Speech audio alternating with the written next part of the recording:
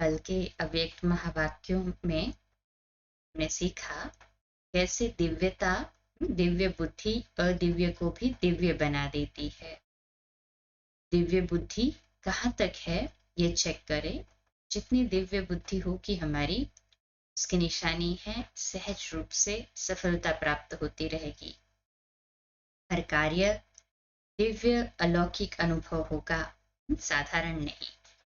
ये कुछ भी करे परंतु वो दिव्यता उसमें अनुभव होगी, क्योंकि कार्य में दिव्यता ही सफलता का आधार है। दिव्य बुद्धि की निशानी हर कर्म में दिव्यता। ऐसे अनुभव करते हैं सभी? कहें हाँ जी बाबा। जैसे गाया जाता है ना कि पारस अगर लोहे को लगता है तो वह भी पारस बन जाता है। दिव्य बुद्धि अर्थात पारस बुद्धि, बुद्धि हर बात को ग्रहण करते जाती। देखो, जहां जिस भी वातावरण में रहते हैं, जिसके भी साथ में रहते हैं, बुद्धि एब्जॉर्ब करते जाती है। इसलिए कहते हैं जैसा संग वैसा रंग। इसलिए सत बाप का संग करेंगे तो उनका रंग लगेगा। जितना मुरलियों को सुनेंगे, उनकी याद में रहेंगे, उतना उनके जैसा बनते जाएंगे। कोई भी अदिव्य बात आएगी भी सामने, दिव्य बुद्धि होने के कारण उसका प्रभाव हम पर नहीं पड़ेगा। दिव्य बुद्धि ही यथार्थता में देखे तो परिवर्तन शक्ति का आधार है। अदिव्य वातावरण या अदिव्य चलन, अदिव्य बोल बुद्धि के ऊपर असर नहीं डाल सकेंगे। फिर इतनी हमारी परिपक्व अवस्था हो जाएगी, वातावरण में तो नेगेटिविटी ऑलरेडी है ना, काफी कलयुग है, तो वो तो अभी के समय के लिए वो नॉर्मल है। परंतु हमारे ऊपर उसका इफेक्ट न पड़े तब कहेंगे कुछ डिफरेंस है। ऐसी स्थिति वाले को ही दिव्य बुद्धि वरदानी मूर्त कहा जाता है। तो है ना सभी ऐसे ही दिव्य बुद्धि वाले वरदानी मूर्त। वो लोग बुलेट प्रूफ जैकेट पहन लेते हैं, बुलेट कुछ कर नहीं सकती। हम आत्माएं भी शिव बाबा की याद का अपने ऊपर कवच रखे कि अदिव्य बुद्धि किसी की हमारे ऊपर इफेक्ट न डाले, किसी के वाइब्रेशंस बोल चलन हमारे ऊपर असर न डाले। इतना शक्तिशाली बनना है हमें। जब ऐसे स्व परिवर्तन करेंगे तभी तो हम विश्व परिवर्तन के आधार मूर्त बन पाएंगे ना। नेक्स्ट पॉइंट ही है, परिवर्तन शक्ति द्वारा व्यर्थ को समर्थ बनाना ही होली हंस बनना है। सदा अपने को होली हंस समझते हो? होली हंस का कर्तव्य क्या है? व्यर्थ और समर्थ को परखना। वो तो कंकड़ और रत्न को अलग करता। हंस क्या करता है? कंकड़ और रत्न को अलग करता है। लेकिन आप होली हंस समर्थ को धारण करते हो, व्यर्थ को समाप्त करते हो। तो समर्थ और व्यर्थ, इसको परखना और परिवर्तन करना, यह है होली हंस का कर्तव्य।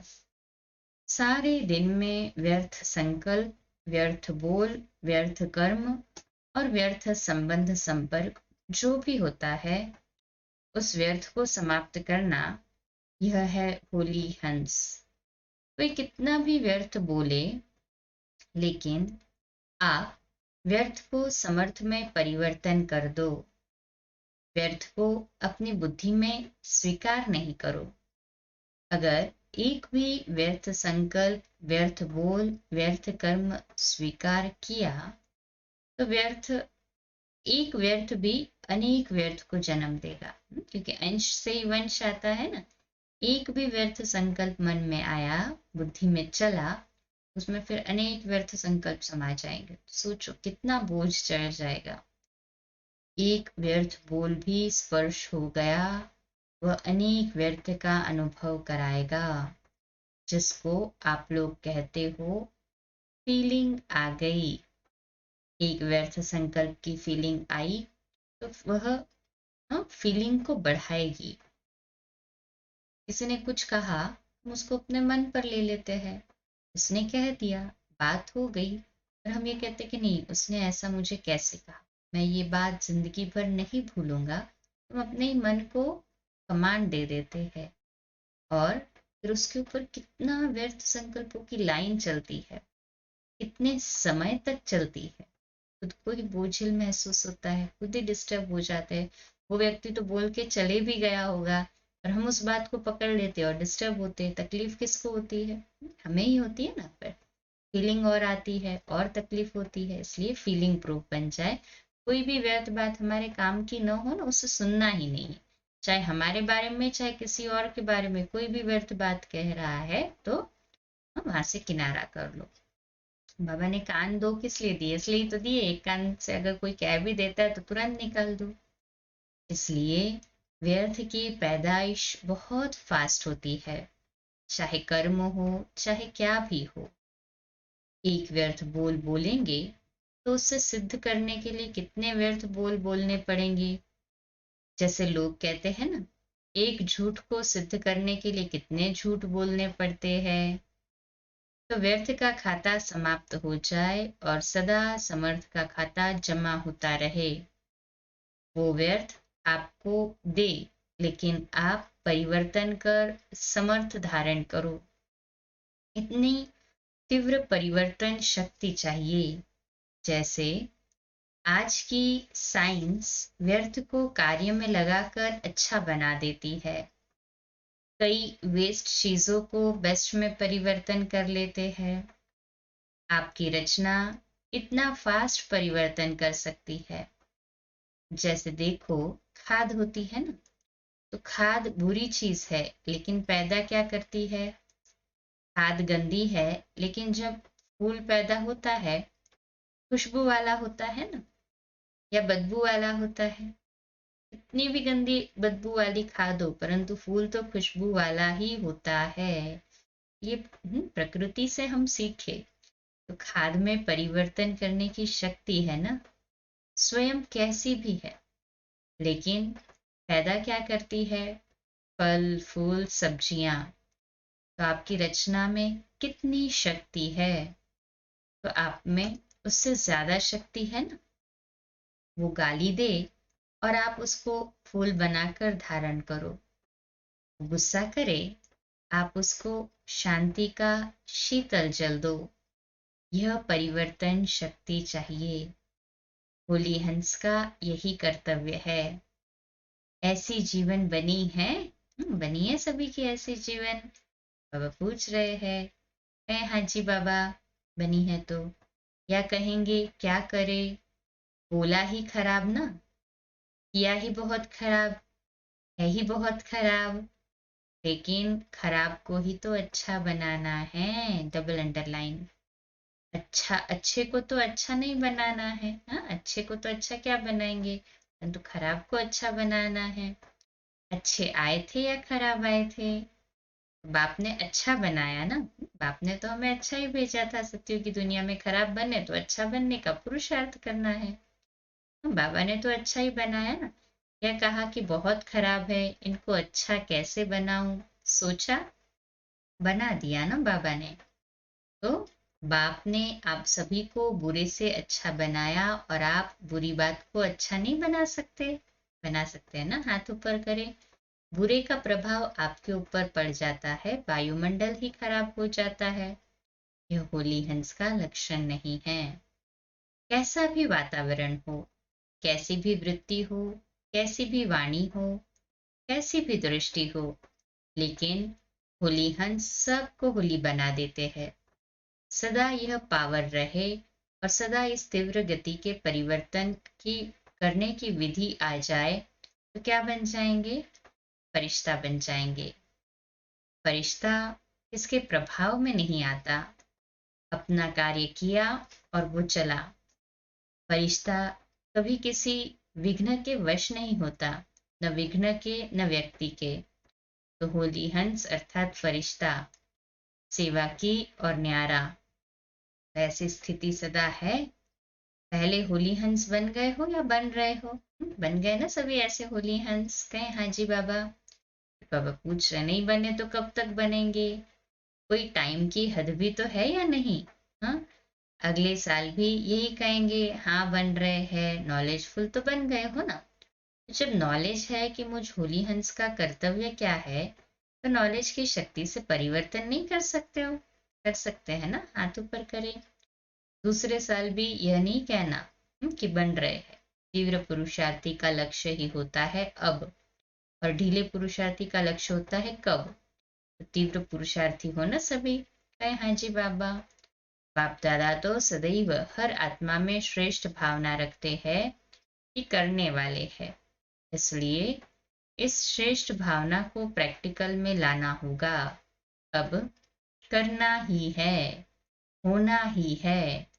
अगर संकल्प में लक्ष्य है कि होना ही है, करना ही है, तो यह संकल्प सफलता अवश्य प्राप्त कराता है, क्योंकि दृढ़ता सफलता की चाबी है। तो सफलता सदा साथ रखना है ना, ऐसे ही सदैव सफल तपस्वी है। हाँ जी बाबा। अच्छा, 2 मिनट के लिए शक्तिशाली योग से अपने प्रकंपन फैलाएंगे बाबा के घर के लिए।